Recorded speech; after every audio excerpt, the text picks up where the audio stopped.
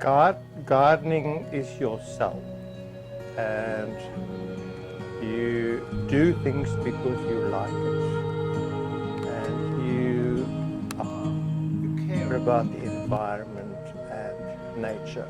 At the moment we are in a really drought, and native plants survive that. All you need to do is just look around you and see which native plants are surviving.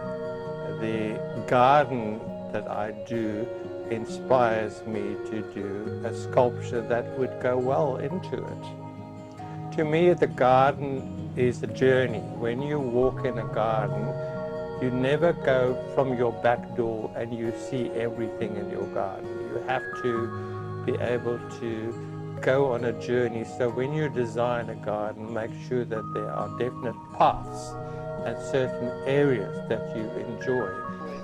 The space asked for it because there was nothing in the garden.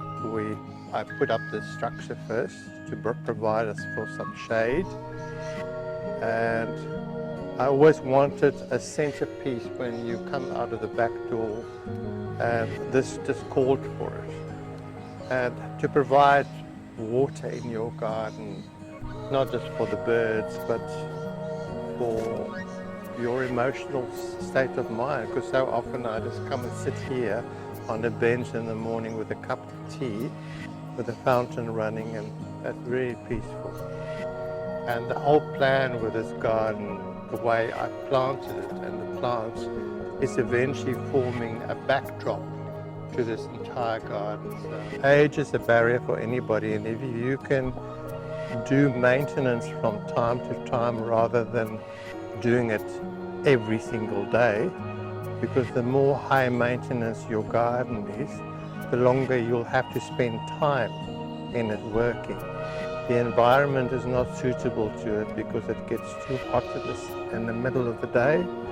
You know, we live in Queensland, and then you also have to look at the type of plants and your choice of plants that will survive these extreme weather conditions. So in saying small sculptures, big sculptures, big sculptures are there as a statement piece to see.